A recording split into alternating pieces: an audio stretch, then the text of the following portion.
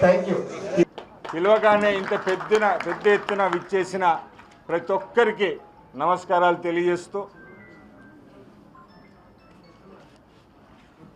మీ అందరికీ నేను పొలిటీషియన్ కంటే అకాడమిషియన్గా బాగా తెలుసు. ఎందుకంటే నా జర్నీ 1992 కంప్యూటర్ ట్రైనింగ్ సెంటర్తో అకాడమిషియన్గా జర్నీ స్టార్ట్ అయింది.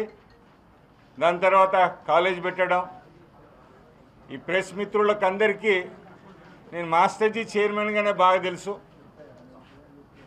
తర్వాత తెలంగాణ ఉద్యమకారుడుగా 2001 అంటే 2009కి వచ్చినాక మాస్టర్జీయే తెలంగాణ అడ్డగా అమరవీరుల స్తూపం దగ్గర గ్యాదర్ కావాలంటే ఆ రోజులలో మనందరికీ తెలుసు ఒక రూమో హాలో ఇవ్వడానికి భయపడేవారు. నాకు చాలా ఫోన్లు వచ్చినాయి అప్పుడున్న ప్రభుత్వాల, మీరెందుకు తొందరపడుతున్నారు, తెలంగాణ వచ్చేదా పోయేదా, మీరు తెలంగాణ ఉద్యమంలో ఇంత చురుగ్గా ఎందుకు పాల్గొంటున్నారన్నారు. ఆ రోజు అప్పటి పరిస్థితులలో తెలంగాణ అవసరం తెలుసుకొని, ఇదే కాకుండా అప్పుడున్న విద్యార్థులకు తెలంగాణ ఎంత దగాపడ్డదో, తెలంగాణ ఎంత అన్యాయానికి గురైందో తెలియజెప్పడానికి ప్రతి కాలేజీకు నేను తెలంగాణ ప్రకాష్ అన్న ప్రతి కాలేజ్కి వెళ్ళి మన నిధులు ఎలా దోసుకున్నారు, మన నీళ్ళు ఎలా దోసుకున్నారు, మన ఉద్యోగాలు ఎలా దోసుకున్నారు అన్న దాని మీద ప్రతి కాలేజు ప్రతి స్టూడెంట్ దగ్గరికి వెళ్ళి చైతన్యపరుచుతూ తెలంగాణ ఉద్యమంలో అందరూ పాల్గొనేటట్టు వాళ్ళందరూ పాల్గొని ఇవాళ తెలంగాణ సాకారం చేసుకున్నామంటే దానికి గర్వపడుతున్నాం. ఇప్పుడు వచ్చేసి మనందరికీ తెలుసు టీచర్ ఎమ్మెల్సీ వచ్చింది. దానికి సంపన్న వర్గాల అందరి వాడిగా మీ ముందుకు రాబోతున్నా. దీనికి కూడా కారణాలేంటి, ఎందుకు రావాల్సిన విషయాలు కూడా మీ అందరికీ చెప్తా. నాకు తెలిసి ఏ దేశానికైనా ఒక ముగ్గురిని ఇంపార్టెంట్ అంటుకుంటాం. అన్నం పెట్టే రైతన్న, దేశాన్ని కాపాడే సైనికుడు, దేశాన్ని ముందుకు తీసుకువెళ్ళే టీచర్. ఇవాళ పెద్దవాళ్ళు మహానుభావులు దేశ భవిష్యత్ ఎక్కడుంది అంటే తరగతి గదిలో అన్నారు. అంటే టీచర్ అనే వ్యక్తి దేశానికి చాలా చాలా ఇంపార్టెంట్. అమెరికా లాంటి దేశాలలో టీచర్ని ఒక విఐపి లాగా చూస్తారు. చాలా దేశాల్లో ఏ దేశం మీరు చరిత్రకి వెళ్ళి చూసినా ఆడ ఒక మంచి టీచర్ ఉన్నారంటే ఆడ చదువులు బాగా జరుగుతున్నాయి, కేజీ టు పీజీ అంటే ఆ దేశం డెవలప్మెంట్లో ఉంటుంది. ఇవాళ వేరే దేశాలతో మనం పోల్చుకుంటే మనకున్న సంస్కృతి, భారతదేశ సంస్కృతి మాతృదేవోభవ, పితృదేవోభవ, తర్వాత ఆచార్య దేవోభవ అంటాం. కానీ డాక్టర్ దేవోభవ, ఇంజనీర్ దేవోభవ అనవు. అంటే తల్లిదండ్రుల తర్వాత అతి ఉన్నతమైన స్థానాన్ని ఎవరికి ఇస్తామంటే అది ఆచార్యుడు, మన గురువు, మన సారు అనుకుంటాం. ఈనాటికి కూడా మనలో ఎవరైనా కానీ తల్లిదండ్రుల తర్వాత మన మైండ్లో తిరిగేది ఏంటంటే ఒక గురువు. ఇవాళ చట్టసభల ఎక్కడున్నా, అసెంబ్లీలైనా పార్లమెంట్లైనా ఏ నాయకుడు గురువు లేకుండా అక్కడి దాకా పోలేడు. ఇవాళ ఐఏఎస్ ఆఫీసర్ అయినా, ఓ డాక్టర్ అయినా, ఇంజనీర్ అయినా వాళ్ళని తయారు చేసే వ్యక్తి మాత్రం ఒక ఉపాధ్యాయుడే. ఇవాళ ఉపాధ్యాయుని గురించి, ఉపాధ్యాయ ఎలక్షన్ల గురించి మనం మాట్లాడుకునే అవసరం వచ్చింది. ఇవాళ అలెగ్జాండర్ మనందరికీ తెలుసు. భారతదేశాన్ని మీద దండయాత్ర పోయేటప్పుడు వాళ్ళ గురువు అరిస్టాల్ దగ్గర వెళ్ళినట. నేను భారతదేశం దండయాత్రకు పోతున్న గురుగారు అని చెప్తే, మీరు నాకంటే పెద్ద గురువులు భారతదేశంలో ఉంటారు, వీలైతే ఒక గురువును నాకు తీసుకొచ్చి ఇవ్వమన్నాడట. అంటే భారతదేశ చరిత్రల గురువులకున్న ఆ ఇంపార్టెన్స్ ఇవాళ మనకు ఒక స్వామి వివేకానంద అవపడతారు. 200 ఏళ్ళైనా జ్యోతిరావు పులేను, సావిత్రిబాయి పులేను మనం మరవట్లేదు అంటే ఆయన ఉపాధ్యాయుడు. ఆయన ఇచ్చిన బోధనలకు ఇవాళ యావత్తు బీసీ భారతదేశంలో జ్యోతిరావు పులే అండ్ సావిత్రిబాయి పులేలు అంటే ఒక ఐకాన్ లాగా అయిపోయారు. అంటే వాళ్ళ ఆనాటి కఠిన సమయంలో కూడా వాళ్ళు బోధించి జనాన్ని చైతన్యం చేసి చదువు పట్ల ఇంట్రెస్ట్ తీసుకొచ్చారు. కాబట్టి ఇవాళ జ్యోతిరావు పులేకు, సావిత్రిబాయి పులేకు ఘనంగా మనం పూజించుకుంటున్నాం. ఇక్కడి రాకముందు కూడా ఇంట్లో జ్యోతిరావు పులేను, సావిత్రిబాయి పులేను పూజించి బయలుదేరినాం.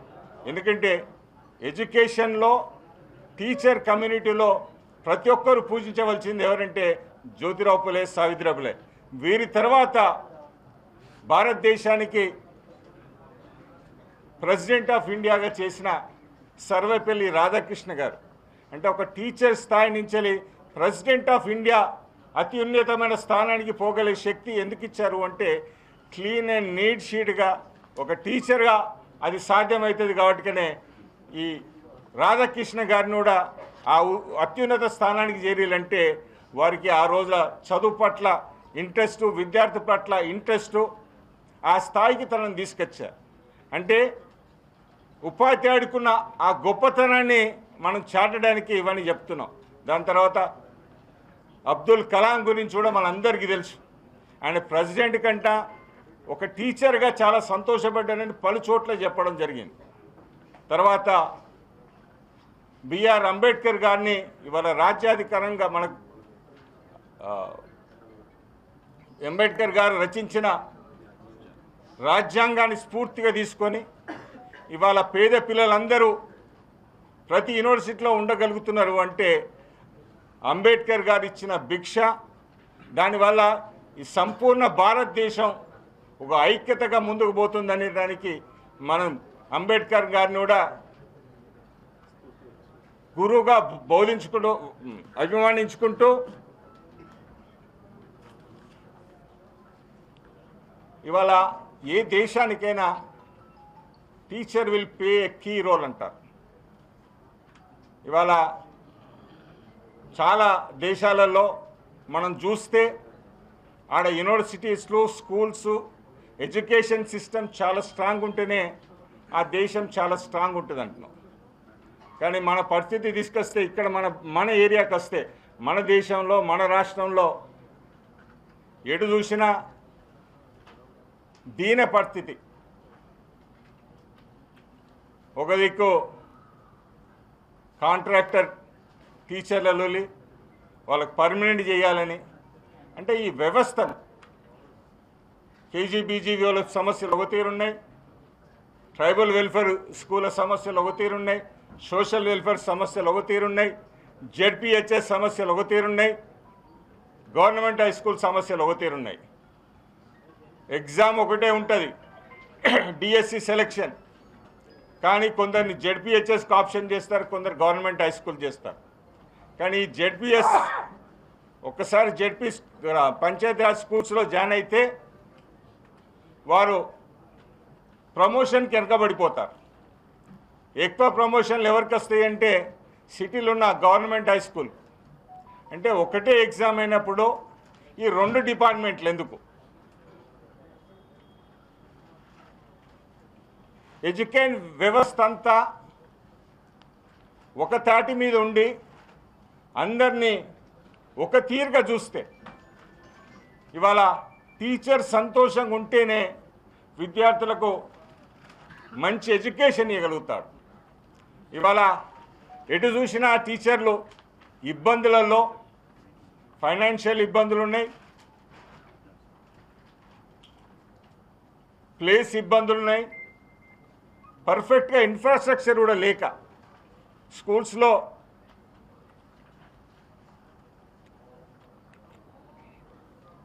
సరైన సౌకర్యాలు లేక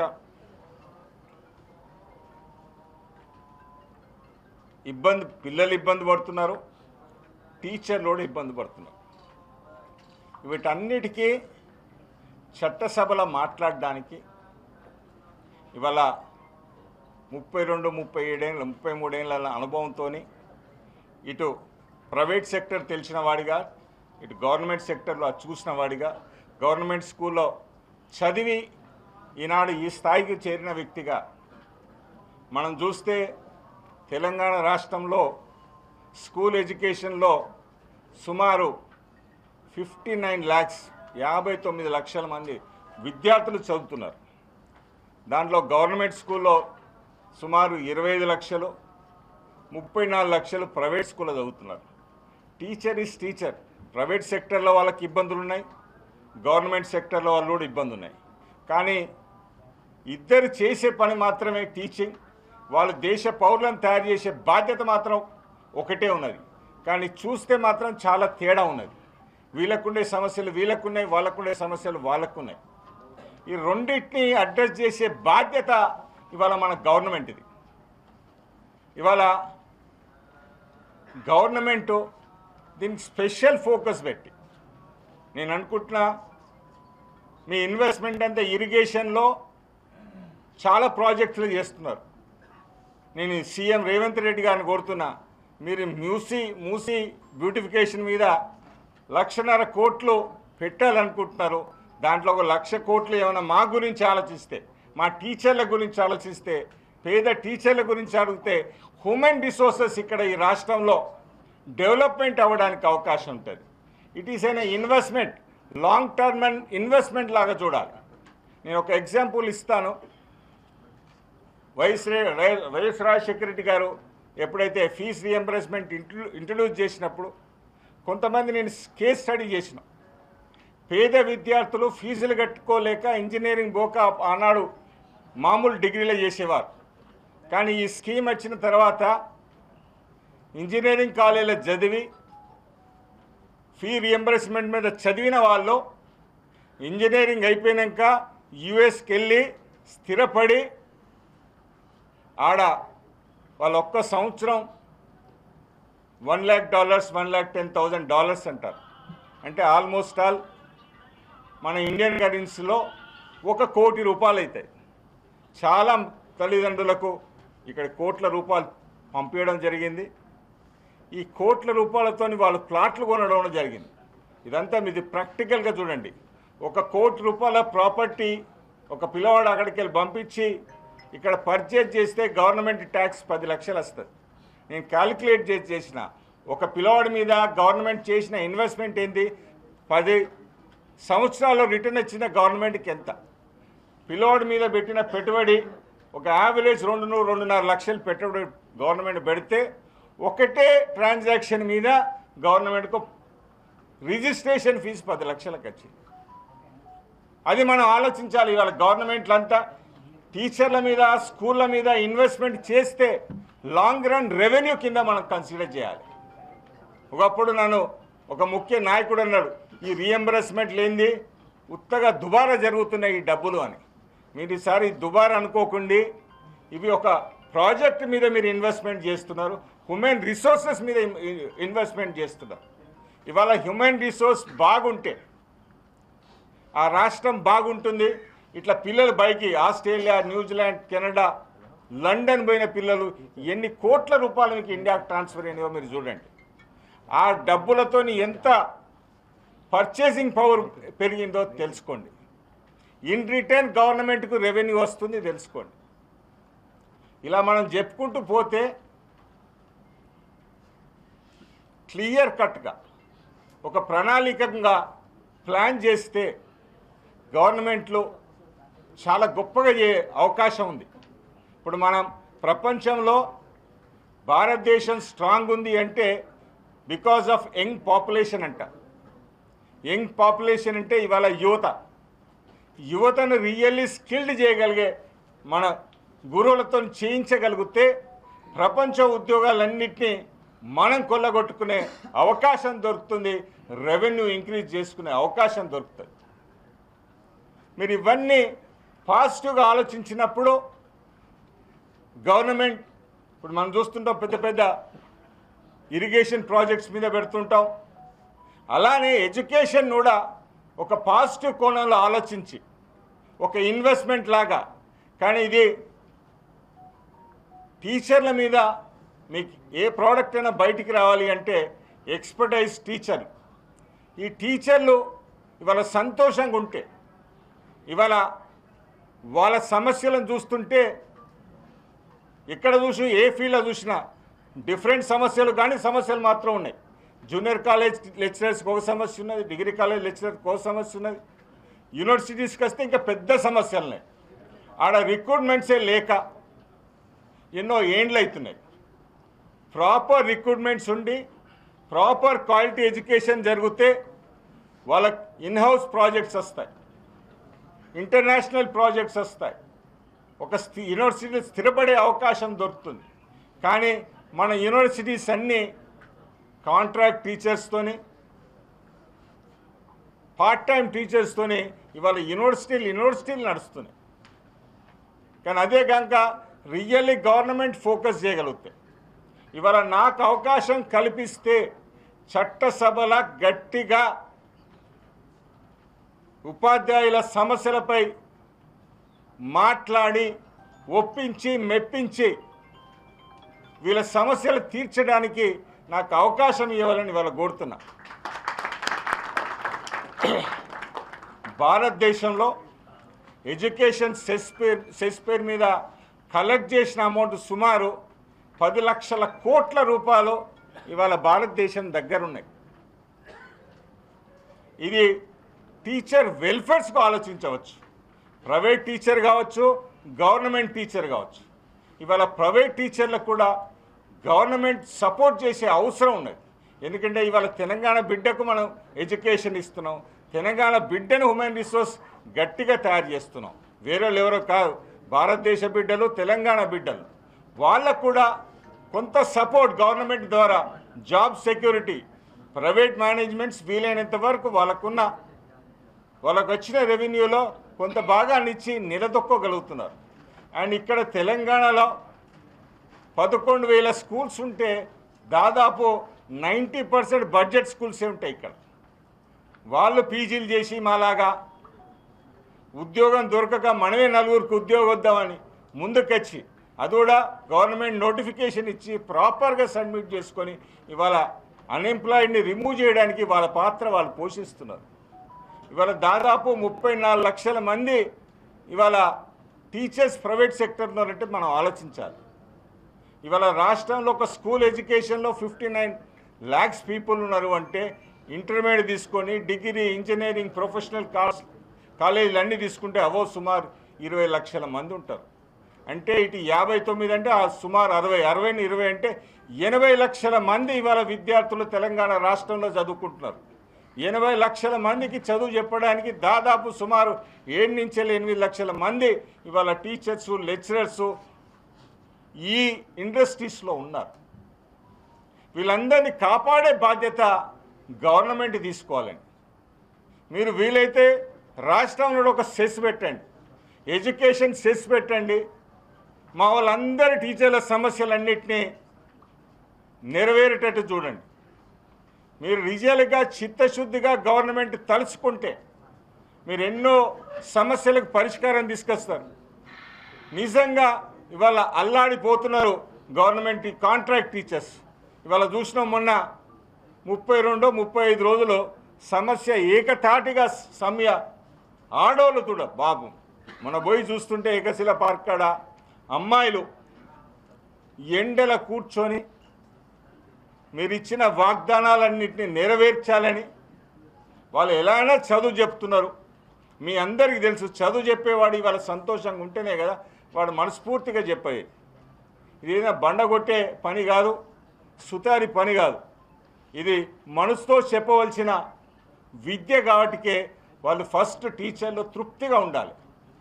నేను గవర్నమెంట్ను రిక్వెస్ట్ చేస్తున్నా, వీలైతే సెంట్రల్ గవర్నమెంట్ కూడా రిక్వెస్ట్ చేస్తున్నా, దీన్ని ఎడ్యుకేషన్ మాత్రం ఆటోనమస్ బాడీగా తీసుకొని ఒక డిఫెన్స్కి అయితే మీరు ఎట్లయితే స్పెషల్ ప్రివిలేజ్ ఇస్తారు, ఈ ఎడ్యుకేషన్లో టీచింగ్ ఫీల్డ్లో నాన్ టీచింగ్ ఉన్న ఫీల్డ్లో అందరికీ వాళ్ళకు సపరేట్ క్యాంటీన్స్ పెట్టండి సార్.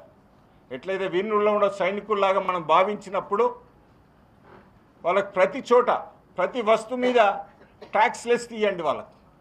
కొన్ని దేశాల్లో నేను చూసిన వాళ్ళు ట్రైన్లు ఎక్కితే కూడా వాళ్ళకి కన్సెషన్ అట, వస్తువులు కొనుక్కున్నా కూడా కన్సెషన్ అట. ఇప్పుడు ఎట్లయితే డిఫెన్స్ వాళ్ళకి సపరేట్ క్యాంటీన్ ఉంటుంది, మనకు 100 రూపాయలు పడే వస్తువు వాళ్ళకి 60 రూపాయలు పడతాయి. ఎందుకు అంటే వాళ్ళు కాస్ట్ ప్రొడక్షనే తీసుకుంటారు. ఎందుకంటే వీళ్ళు దేశాన్ని కాపాడే సైనికులు కాబట్టికే వీళ్ళకి ట్యాక్స్ లేదంటారు. అదేవిధంగా మా టీచర్లు కూడా ఇవాళ దేశాన్ని ముందుకు తీసుకుపోయి సైనికుల్లాగా పనిచేస్తున్నారు కాబట్టికే ఈ మా టీచర్లకు కూడా ట్యాక్స్ లెస్ ఉండాలి.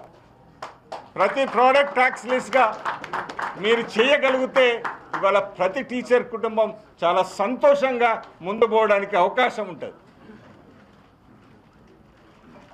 గవర్నమెంట్ తలుచుకుంటే ఈ సెక్టర్ను కాపాడడం పెద్ద కష్టమైన పని కాదు, కానీ మనసు పెట్టే నాయకులు ఇవాళ కావాలి, ఒప్పించే నాయకులు కావాలి. ఇవాళ వాళ్ళందరూ కరెక్ట్గా మనం తలుచుకుంటే ఈ వ్యవస్థను కాపాడే అవకాశం ఉంది.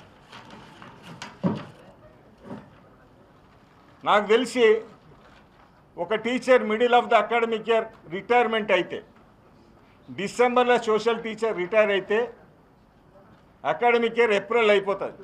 4 నెలలు టీచర్ లేకుండా బడి నడవాలి. ఇది ఎక్కడిదండి? ఎవరికి ఎఫెక్ట్ పడుతుంది? మన పిల్లలకి ఎఫెక్ట్ పడుతుంది కదా. మీరు కాస్త జీవోను సడలించి ఎప్పుడు రిటైర్మెంట్ అయినా ఎప్పుడు ప్రమోషన్లు వచ్చినా సెలవు దినాలలో సమ్మర్లో ఇలాంటి డిసిషన్ తీసుకుంటే మీరు ఎట్లయినా డిసెంబర్ దాకా తీసుకుంటే ఎక్స్టెన్షన్ ఒక 3 నెలలు 4 నెలలు ఇవ్వండి, ఆ స్కూల్ నిలబడుతుంది కదా. These are the practical problems. Middle of the ఇయర్లో ఎవరైనా ట్రాన్స్ఫర్ చేశారండి అకాడమిక్ ఇయర్, ఆ స్కూల్ ఆ విద్యార్థులందరూ నష్టపోతున్నారు కదా. మీరు ఏ డిసిషన్ తీసుకున్నా ఇవాళ నలుగురికి ఉపయోగపడేది, ఆ సిస్టమ్ కొలాప్స్ కాకుండా. ఇవాళ ప్రైమరీ 1 to 5th 5 సెక్షన్స్ ఉంటాయి, 5 టీచర్లు కావాలి, క్లాస్ రూమ్కి ఒక టీచర్ కావాలి. 2 టీచర్లతో మీరు స్కూల్ నడపమంటారు, 2 టీచర్లతో ఎలా సాధ్యమవుతుంది? These are the practical problems. ఇవాళ స్టూడెంట్ లేరు కాబట్టికే టీచర్లు వద్దు అంటున్నారు. టీచర్లు ఉంటే కానీ స్టూడెంట్స్ వస్తారు కదా. ఇవాళ ఏ ప్రైవేట్ మేనేజ్మెంట్ కానీ ప్రైవేట్ టీచర్లు కానీ గవర్నమెంట్ స్ట్రెంగ్తెన్ అయితే ఎవ్వరు అడుక్కునే వాళ్ళు లేరు, కానీ స్ట్రెంగ్తెన్ చేసే బాధ్యత ఇవాళ గవర్నమెంట్ తీసుకోవాలి.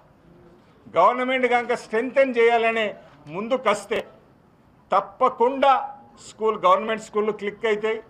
వీలైతే మీరు నోటిఫికేషన్లు స్ట్రెంత్ పెరిగినప్పుడు నోటిఫికేషన్ ఎట్లయినా ఇస్తారు. మా టీచర్లకు కూడా అలా ఉద్యోగాలు దొరుకుతాయి, మా మేనేజ్మెంట్లో కూడా ఉద్యోగాలు దొరికితే మీరు సంతోషంగా ఉంటాం. కానీ నేను కోరుకునేది ఒకటే, ఇవాళ మా చాలా సమస్యలకు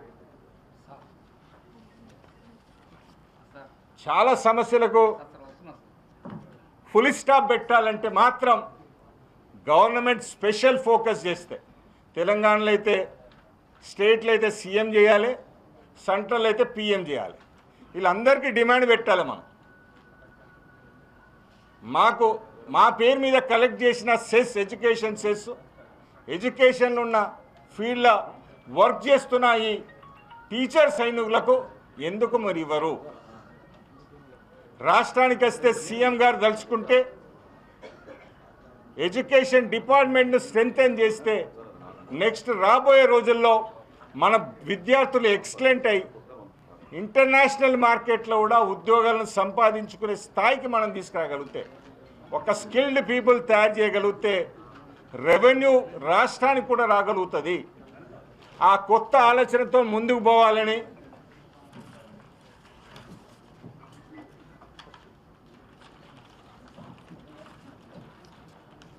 ఇంకా చాలా వ్యవస్థలు చూస్తుంటే ఇవాళ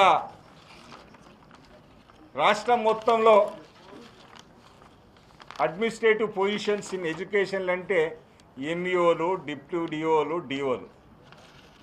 ఈ రాష్ట్రంలో 80 to 90% ఇన్ఛార్జ్లతోనే నడుస్తారు అనే రెండు బాధ్యతలు చేయాలి. ఒక హెడ్ మాస్టర్గా స్కూల్ చూసుకోవాలి, ఇన్ఛార్జ్ ఎంఈఓగా ఆయనకి ఇచ్చిన అడిషనల్ జాబ్ చేయాలి. సార్ వీళ్ళకి ప్రమోషన్లు ఇస్తే హెడ్ మాస్టర్లకు ఎలిజిబిలిటీ ఉన్న వాళ్ళకి అందరికీ ఎంఈఓ ఇవ్వండి, ఆ బాధ్యత చేస్తారు. ఆ హెడ్ మాస్టర్ జాబ్లకు ప్రమోషన్, సీనియర్ టీచర్స్ని ప్రమోషన్ చేయండి ఎలిజిబిలిటీ ఉన్న వాళ్ళకి. ఇది ఏం చేస్తున్నారంటే ఒకటే జీతం ఇస్తాం కానీ రెండు పనులు చేయించుకుంటాం. ఇది ఎక్కడ న్యాయం? గవర్నమెంట్కు ఇది పెద్ద ఫోకస్, పెద్ద ఇన్వెస్ట్మెంట్ ఏం, పెద్ద ఎక్స్పెండిచర్ ఏం కాదు. ఇక్కడ ఒకటే మనసు కావాలి. ఇక్కడ నేను ఈ రేవంత్ రెడ్డి గారిని కూడా కోరేది ఏంటంటే మీరు మనసు పెట్టి 3 లక్షల మంది మా టీచర్లు ఉన్నారు, లెక్చరర్లు, వాళ్ళందరూ కలిపితే గవర్నమెంట్లో ఒక 4 నుంచి 5 లక్షల మంది ఉంటారు. వాళ్ళ ఇళ్ళల్లో మీ ఫోటో పెట్టుకోవాలంటే వాళ్ళ సమస్యలకు ఒక ఫుల్ స్టాప్ పెట్టండి, ఒక కమిటీ వేయండి. నిజంగా మీరు తెలుసుకుంటే ఈ సమస్యలు పెద్దగా ఏమి కానే కావు. ఇవాళ కేజీబీవీ స్కూల్స్ టీచర్స్ సమస్యలు,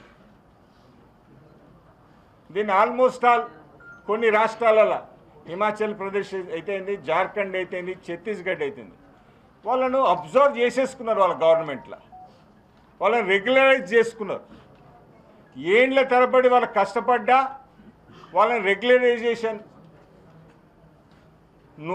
నోచుకోలేదు. ఎన్నేళ్ళని వాళ్ళు ఉపాధ్యాయుల పనిచేసి కూడా కాంట్రాక్ట్ బేస్ మీదే వాళ్ళు కొనసాగాలి. ఇదే కాకుండా మనకు ఓపీఎస్ అని, ఓల్డ్ పెన్షన్ స్కీమ్ అని 2003 వరకు కొనసాగింది. కానీ ఎప్పుడైనా ఏదైనా కొత్త పాలసీస్ వస్తే పాత పాలసీ కంటే మెరుగ్గా ఉండాలి.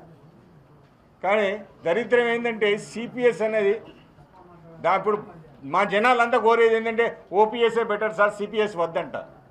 ఇదేంటి ఈ పాలసీలు తీసుకొస్తారు? మీరు ఉపాధ్యాయులను, తల్లిదండ్రుల తర్వాత ఆచార్య దేవోభవ అనే గురువులకు ఓపీఎస్ కంటే ఇంకా బెటర్ పెన్షన్ స్కీమ్ తీసుకొస్తే వాళ్ళు సంతోషపడతారు. కానీ మీరు సిపిఎస్ తీసుకొచ్చారు. ఆ 2003 తర్వాత గవర్నమెంట్ ఎంప్లాయీస్ ఎవరు ఆ సిపిఎస్తో సంతోషంగా లేరు. విధి లేక జాబ్లో జాయిన్ అవుతారు, ఏది లేదు కదని. జాబ్ అయినాక తెలుస్తుంది, అరే ఓపీఎస్ బెటర్ ఉండే కదా, ఈ CPS, no CPS, no UPS, we want only OPS అంటున్నారు. అది డిమాండ్ మా అందరిది. మన బాధ్యతగా చట్టసభలో ఉన్నవాళ్ళు, నేను ఏంటంటే గురువు లేనిది ఎవరు చట్టసభలో పోలే కదా. ఒక టీచర్ ఎమ్మెల్సీ కాదు, ఉన్న చట్టసభలో ఉన్న ఎమ్మెల్యేలు, ఎమ్మెల్సీలు, ఆడున్న పార్లమెంట్లు మెంబర్లు అందరూ గురువుల పట్ల దీన్ని ఒక స్పెషల్ డిపార్ట్మెంట్గా తీసుకొని వీళ్ళకి స్పెషల్ ప్రివిలేజెస్ ఇవ్వాలని డిమాండ్ చేయడం జరుగుతుంది. 100% ఇండిపెండెంట్గా పోటీ చేస్తున్నాను.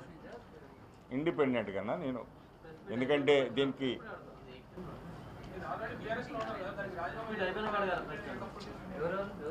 అన్న చెప్తా, మీకు టైం ఇస్తాను 2 నిమిషాలు. ఇది అయిపోయినా భయ్యా 45 minutes దాటిందా? రైట్, ఓకే కంక్లూజన్ చేస్తా. ఓకే భయ్యా కంక్లూజన్ చేస్తా. డోంట్ వరీ అన్న, కంక్లూజన్ చేస్తాను అన్న. 2-3 ఇష్యూస్ ఉన్నాయి, చెప్పేసి మీ దగ్గరికి కంక్లూజన్ చేస్తా. ఒకటి 317 జీవో కూడా టీచర్లకు ఇబ్బందికరంగా ఉన్నది. టీచర్లకు 317 జీవో కూడా చాలా ఇబ్బందికరంగా ఉన్నది. దానివల్ల దాన్ని మోడిఫికేషన్ చేయాలి. ఎందుకంటే నా పక్కనే సిస్టర్ ఉంటుంది, మా పక్కిల్లే అమ్మాయి ప్రమోషన్ తీసుకున్నది. ప్రమోషన్ తీసుకోవడమే నేరం కింద తీసుకుపోయి నిజామాబాద్ లేసిళ్ళు. అంటే ప్రమోషన్ ఫర్ పనిష్మెంట్ అన్నట్టున్నది 317 జీవోను. దీన్ని దయచేసి గవర్నమెంటు పునరాలోచించి దాన్ని ఎలా మోడిఫికేషన్ చేయాలని ఆశిస్తూ నాకు అవకాశం కల్పించాలని ఉపాధ్యాయ సోదరి సోదరుమణులను కోరుకుంటూ Warangal, Nalgonda, Khammam MLC teacher MLC ఎన్నికల్లో ఇండిపెండెంట్ అభ్యర్థిగా ముందుకు వస్తున్నా. మీ వాడిగా టీచర్ సమస్యలు తెలిసిన వాడిగా, విద్యార్థుల సమస్యలు తెలిసిన వాడిగా, స్కూల్ సమస్యలు తెలిసిన వాడిగా మీ ముందుకు వస్తున్నా. మీరందరూ ఆశీర్వదించాలని, దాంతోపాటు మా ప్రెస్ మిత్రులు కూడా సహకరించాలని కోరుకుంటూ జై తెలంగాణ. దీంట్లో గుర్తులేమి ఉండయి, ప్రిఫరెన్షియల్ ఓటే. నేను మాత్రం స్వయంగా ఇండిపెండెంట్గా టీచర్స్, లెక్చరర్స్ సపోర్ట్తో, అన్ని వర్గాల సపోర్ట్తో 100% ఇండిపెండెంట్గా వస్తున్నా. అదే కాదు, నాకు మద్దతు పలికే పార్టీలు ఎవరైనా ముందుకొస్తే వారి సపోర్ట్ తీసుకోవడానికి వెనకకు పోను. కానీ నా ఉద్దేశం మీ అందరికీ తెలుసు, లాస్ట్ 3 times కూడా గ్రాడ్యుయేట్ ఎమ్మెల్సీ పోటీలో ప్రయత్నం చేసిన. కానీ ఇప్పుడు మాత్రం ఇండిపెండెంట్గా మీ అందరి ముందటికి వస్తున్నా. మీరందరూ సహకరించాలని కోరుకుంటున్నాను. ఫస్ట్ ఇప్పుడు పాస్ మోడ్లో ఉన్నా, బయటికి వచ్చే మాట్లాడుతున్నా. ఓకేనా?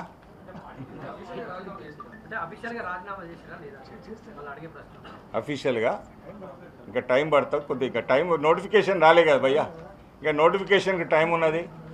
ఓకేనా? నేనేం మా పార్టీకి వెళ్ళి దూరం ఏం పోలే. ఓకేనా? అయినా నోటిఫికేషన్ అది వాళ్ళు కూడా, నేనైతే పోటీలో ఉండడానికైతే సిద్ధంగా ఉన్నా. దానికి పార్టీ తరఫుకి వెళ్ళి ఏమొస్తుంది ఏంటి అని ఆలోచిద్దాం. ఎందుకంటే ఇంకా 1.5 month టైం ఉన్నది కదా. నేనైతే ప్రస్తుతానికైతే ఏ లీడర్ను ఎవరిని అడగలేదు భయ్యా. ప్రస్తుతానికైతే మా ఆత్మ బంధువులందరూ ఒత్తిడి ఉండాలి కాంటెస్ట్లో ఎట్టి పరిస్థితుల్లో ఉన్నప్పుడు నేను రావడం జరిగింది. ముందు ముందు అవకాశాలు ఎట్లా దొరుకుతాయో వేచి చూడాలి. పోటీ చేస్తా భయ్యా. నేనైతే 100% రేసులు అయితే ఉంటా. రెడ్డిలు కూడా మంచి చూసుకొని నన్ను ఆదరిస్తారని, ఆశీర్వదిస్తారని భావిస్తున్నా. నాకున్న పర్సనల్ సంబంధాలతోని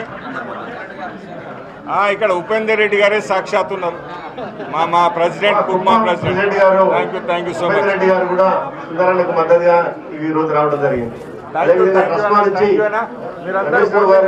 సతీష్ గారు, రాజేష్ గారు కూడా దయచేసి సుందరన్నకు మద్దతుగా అన్ని ప్రజా సంఘాలు, అన్ని అసోసియేషన్ కూడా ఇక్కడ రావడం జరిగింది. వారికి మద్దతు